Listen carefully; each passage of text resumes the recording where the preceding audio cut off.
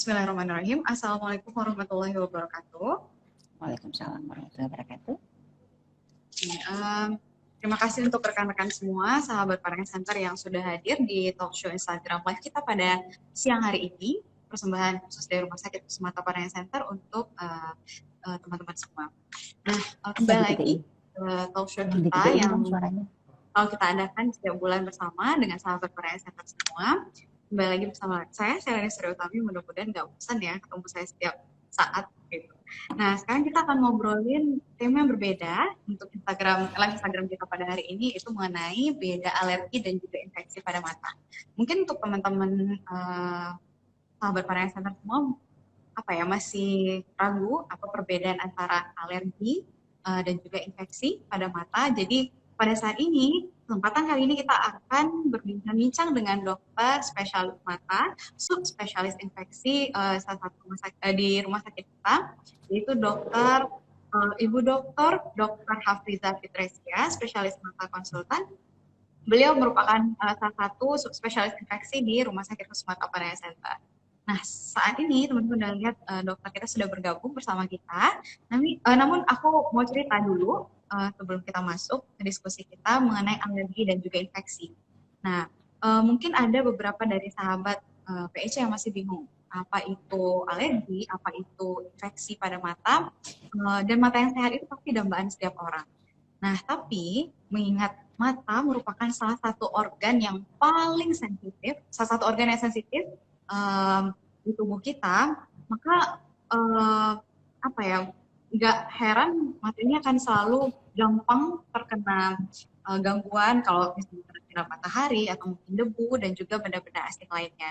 Sering kita lihat kayak merah atau berair dan juga mengganjal.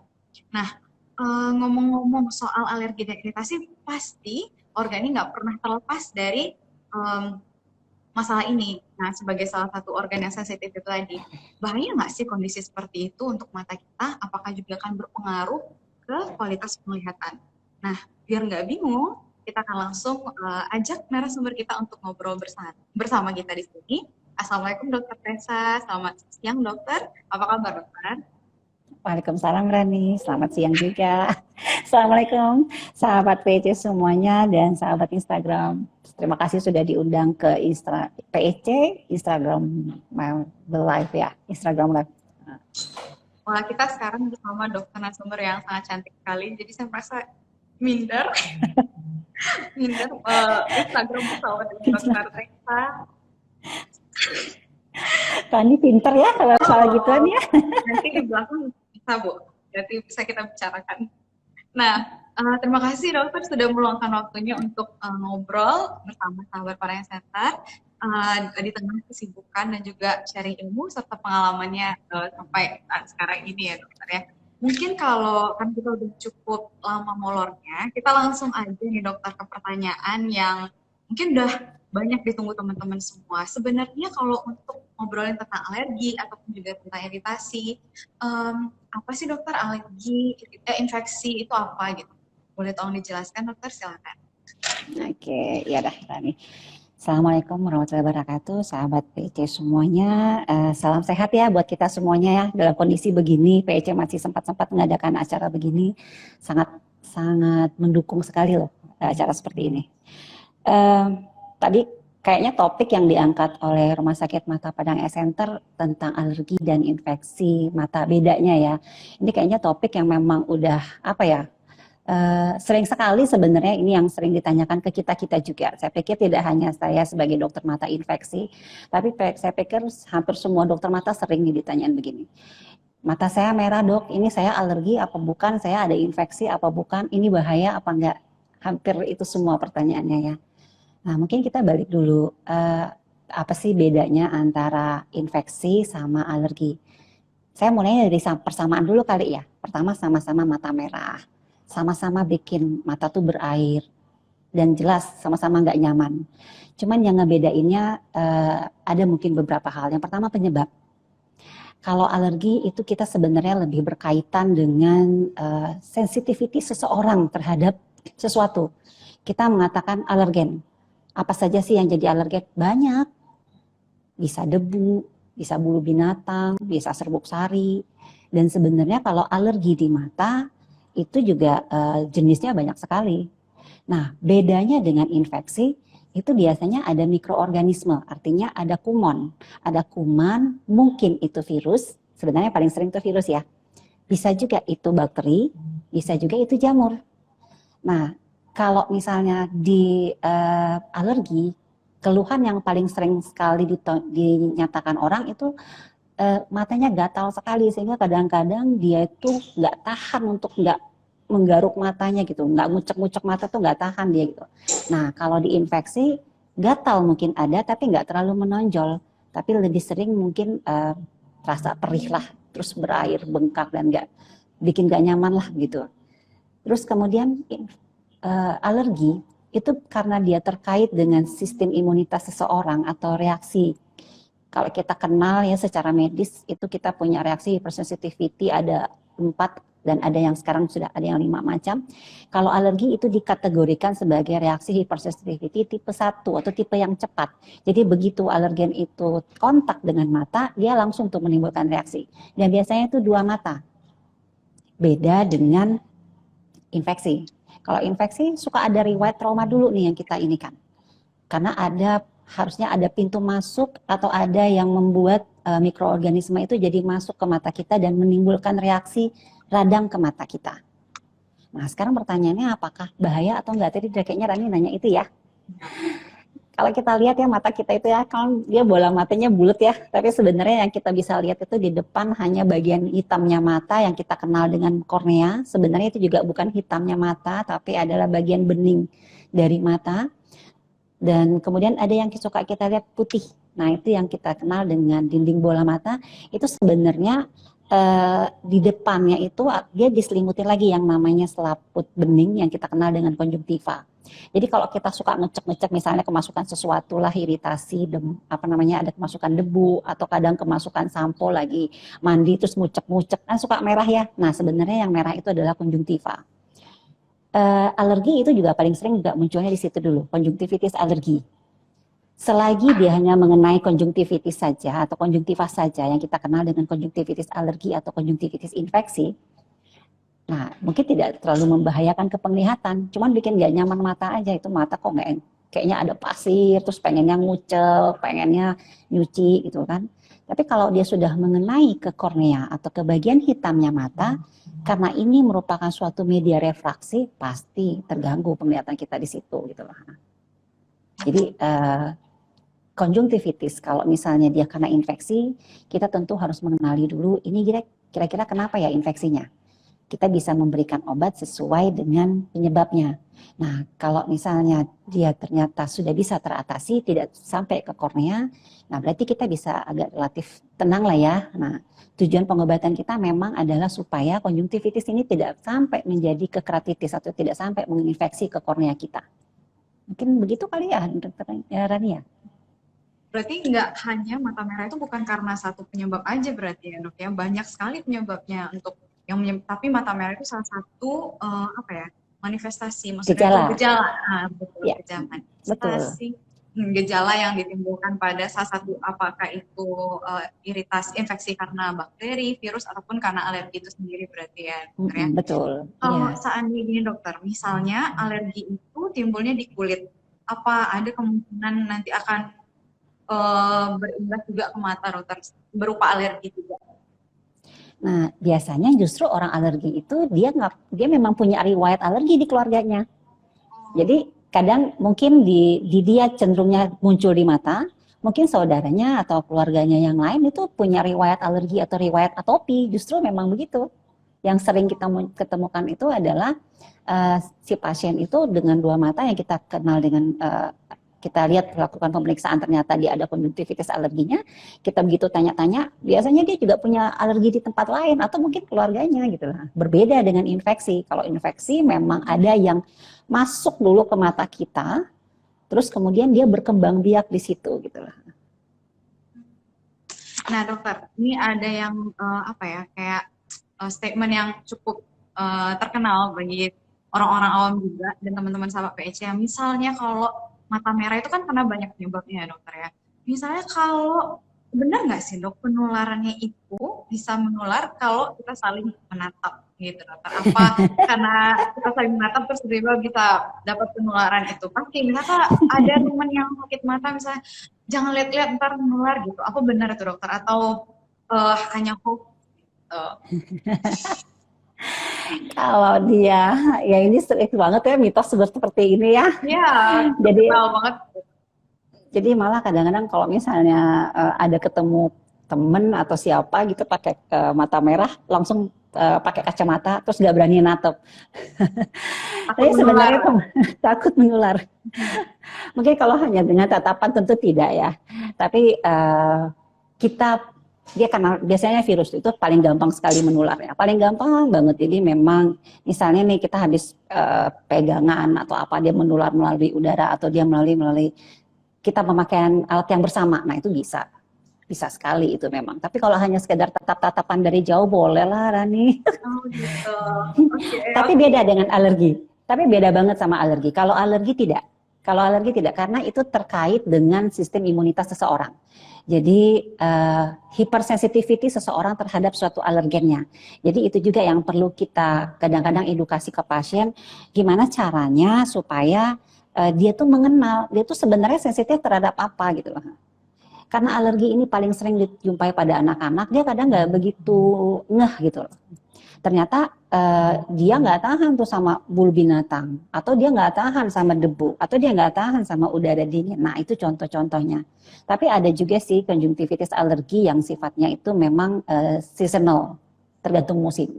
Nah itu ada. Jadi beda banget dengan infeksi. Pengobatannya juga jauh beda banget. Jadi penting sekali untuk mengenal ini sebenarnya penyebabnya karena apa sih gitu loh. Oh, berarti karena saking kalau misalnya mata merah disebabkan karena bakteri atau virus, dokter, dan itu kan menular. Berarti orang-orang yang mengalami itu istilahnya harus menjauh, gitu, harus dikarantina dulu. Maksudnya harus benar-benar nggak boleh sama penggunaan handuknya, sarung Hmm. bantalnya, gitu. Berarti memang betul-betul harus apa ya? Harus menjauh, menghindar dari keluarga yang sehat berarti gitu ya, dokter ya. Kita sih sebenarnya yang paling sering itu konjungtivitis itu karena virus itu memang paling gampang menularnya dan kita memang menyarankan seperti itu. Dia tidak mungkin tidak bikin penglihatan kita turun kalau misalnya tidak mengenai kornea, tapi bikin sama sekali benar-benar bikin gak nyaman deh gitu loh. Dan dia mudah menularnya memang. Dari mata Hmm, kiri kadang-kadang kena dulu ke mata kanan, kadang-kadang terus mudah lagi pindah ke orang yang di sekitar kita. Karena tanpa kita sadari kita kan muncak tuh. ya, ya. Nah, terus ngecek lagi. Nah, itu kan menimbulkan trauma di mata gitu loh. Nah, itu paling gampang banget masuknya.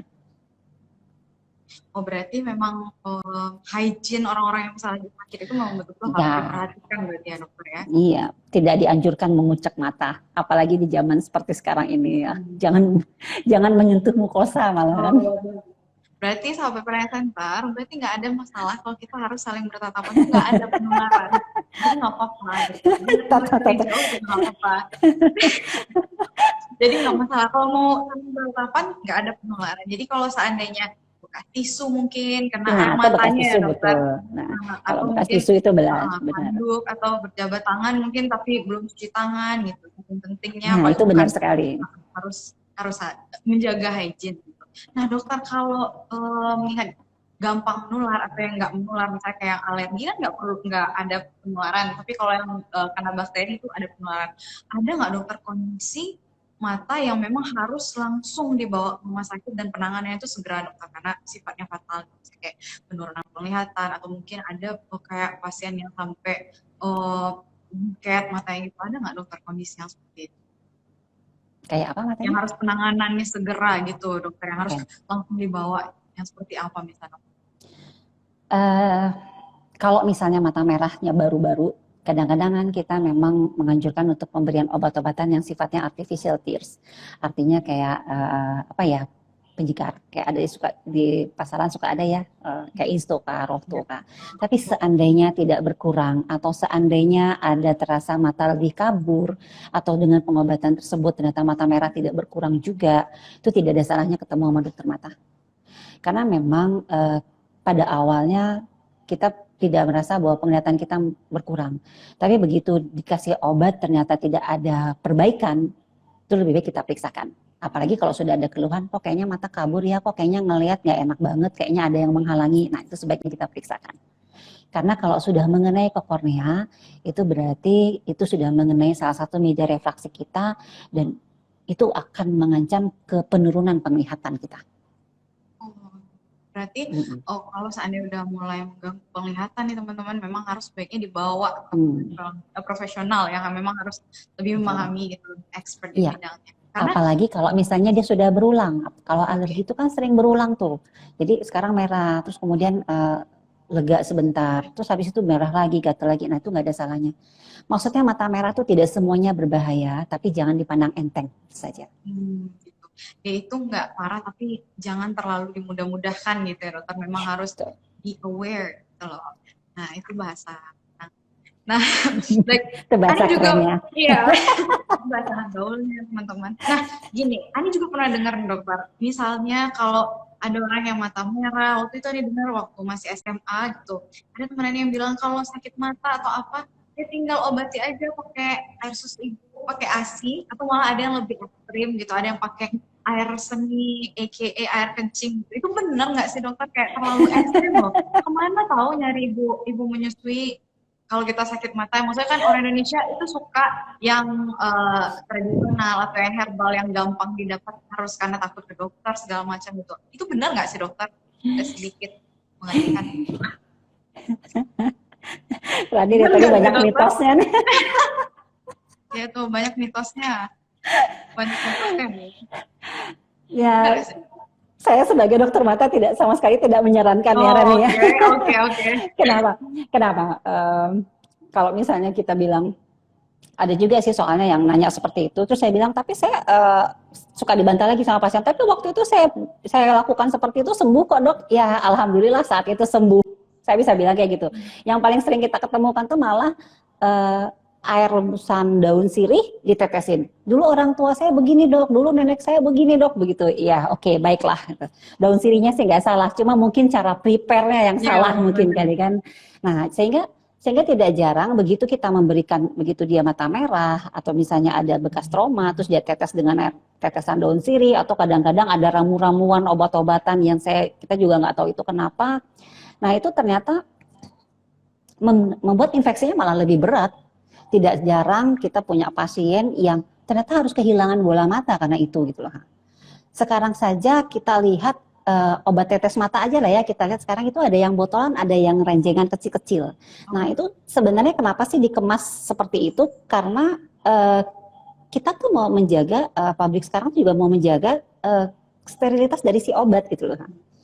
Malah kita sekarang banyak obat yang tidak pakai pengawet. Tujuannya kan supaya tidak terlalu merusak ke mata, karena pemberian obat pemberian pengawet pada dalam obat tetes mata itu juga tidak baik kalau dipakai dalam jangka waktu yang lama.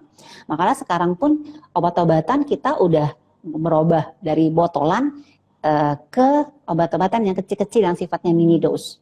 Nah itu aja sudah dijaga kesterilatannya, kebersihan dari obat. Nah sekarang kita tiba-tiba naruhin air seni ke mata yang secara fisiologis tubuh kita itu sudah sesuatu hal yang harus kita buang, yang kita harus buang, terus tiba-tiba kita tetesin ke mata.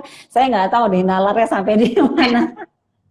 Itu salah satu bentuk efektivitas dan efisiensi mungkin tuh dokter. Iya. Tapi saya pernah punya. Tapi beneran loh, Nani, saya pernah punya pengalaman ya, agak sedikit ekstrim. Saya pernah punya pasien yang dimana dia matanya merah, nggak tahu dia punya ilmu dari mana, dia netesin memang dengan air seninya sendiri, dan ternyata dia konjungtivitisnya jadinya konjungtivitis GU, gonorrhea. Coba bayangin. Kan dia nambah penyakit ke mata dia sendiri kan. Dan yang sedihnya umur muda perempuan, dan akhirnya dia harus kehilangan penglihatannya gara-gara ini gitu. Jadi mata merah bukan sesuatu hal yang harus kita pandang enteng, tapi ya jangan asal naruhin ke mata lah gitu loh, apalagi sampai netesin air seni sendiri. Saya sih benar-benar nggak recommended. Jangankan air seni, air tetesan daun-daunan aja itu udah saya nggak recommended banget deh gitu loh. Coba silakan beli obat-obatan yang cukup bisa bertanggung jawab. Nah, terus kemudian kalau memang tidak ada perbaikan, tidak ada salahnya mencari dokter mata. Nah, tuh teman-teman, jangan karena alasan efisiensi atau mungkin merasa ingin mendaur ulang sesuatu dari tubuh Anda, bisa kehilangan penglihatan loh, lebih berbahaya. Jadi jangan asal-asalan gitu. Karena kalau ya memang di poli kita juga sering lihat ya dokter ya pasien yang Mm, tiba-tiba kehilangan penglihatannya langsung setelah dikasih air sirih. Itu mm, mungkin karena apa ya percayaan turun-temurun atau mungkin dari keluarga, tapi ya tetap teman-teman jangan coba-coba gitu sama anak kok coba-coba gitu. Jadi harus betul-betul hati-hati dan mengobati sesuatu yang ada di tubuh kita tuh dengan yang bisa bertanggung jawab. Kalau ASI itu benar nggak sih? Karena beberapa ada kan kayak anak-anak yang sakit mata terus ibunya ngasih ASI gitu loh, dokter, yang anak-anak yang masih eh, mengkonsumsi ASI. Apa itu benar sih dokter kalau ASI gitu baik? Sebenarnya terus terang saya tidak merekomendasikan hal itu. Oh, Karena itu bukan obatnya. Kan kita balik lagi ya, mata merah ada penyebabnya. Kalau mata merah itu karena alergi, berarti memang ada reaksi hypersensitivity terhadap itu. Dia ada proses peradangan di mata. Berarti yang kita berikan di sana itu adalah anti peradangan. Nah, kalau misalnya karena infeksi, berarti yang kita berikan itu adalah anti infeksinya. Nah, mungkin berbeda kalau misalnya hanya iritasi kena debu atau mungkin kemasukan sampo lah yang paling sering tadi pagi kemasukan sampo dok, terus mata saya merah banget, itu coba kita lihat. Nah, itu mungkin kita bisa memberikan kayak semacam artificial tears. Kita memberikan pengobatan tentu sesuai dengan penyebab. Penyebabnya apa dulu, kita cari tahu dulu, terus kita obati sesuai dengan penyebab. Gitu. nah teman-teman berarti apapun permasalahannya, tolong obati dengan sesuatu yang sudah bertanggung jawab, yang sudah ada standarnya. Jangan apa ya, apalagi kayak zaman pandemi sekarang, dokter, banyak banget orang-orang yang lebih pintar karena adanya WhatsApp, grup keluarga, hoax dan lain sebagainya. Jadi jangan sampai termakan hoax, karena serahkan sesuatu itu sama ahlinya yang sudah lebih expert dan bertanggung jawab gitu ya. Nah, kalau untuk saran dokter nih, mungkin ini pertanyaan terakhir dokter, ada nggak dokter yang mungkin teman-teman ada yang sekarang lagi sakit mata atau lagi mengganjal penglihatannya, apa ada kalau dari segi makanan dokter ada nggak yang harus dikonsumsi atau mungkin nggak ada jalan lain selain memang obat tetes mata gitu? Uh, Kalau misalnya untuk makanan yang khusus ya, nah saya pikir kalau makanan yang khusus untuk mata merah, apakah itu karena konjungtivitisnya disebabkan alergi atau infeksi ya? Uh, saya pikir sih nggak ada makanan yang khusus, tapi yang jelas itu adalah makanan yang bergizi, terutama yang mengandung vitamin A dan vitamin C. Banyak sekali kok sebenarnya sayur-sayuran dan buah-buahan. Yang lebih penting banget mungkin kebiasaan nih. Kebiasaan tuh jangan sembarangan lah ngucek mata, apalagi kalau misalnya tangan udah dari mana-mana terus kita kucek-kucek. Terus kemudian jangan punya kebiasaan netesin sesuatu yang kita tuh nggak jelas asalnya di mana gitu. Kayak tadi daun sirih, mungkin daun sirihnya nggak salah gitu, tapi yang nyiapinnya yang mungkin kurang higienisnya, yang kurang tepat gitu loh kan.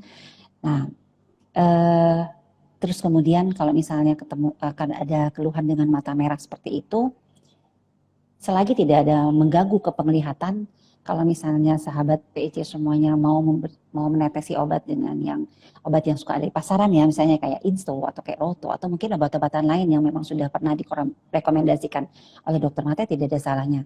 Tapi seandainya tidak ada perbaikan, ya tidak ada salahnya juga sih mencari yang lebih ahli.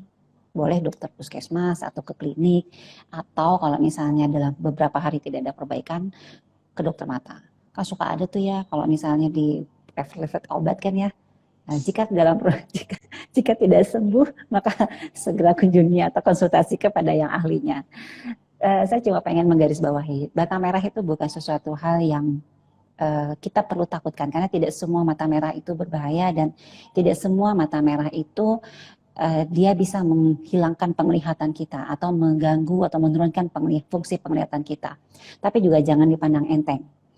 Penyebabnya banyak sekali, selagi dia masih ada di konjungtiva mungkin kita masih agak bisa tenang, kita bisa obati atau kita bisa atasi, tapi kalau seandainya itu sudah terjadi berulang dan kemudian mengenai ke kornea dan kita tahu bahwa bagian hitam mata kita itu adalah salah satu fungsi untuk media refraksi atau fungsi penglihatan, pasti kalau sudah mengenai sampai ke sana jangan dipandang enteng lagi.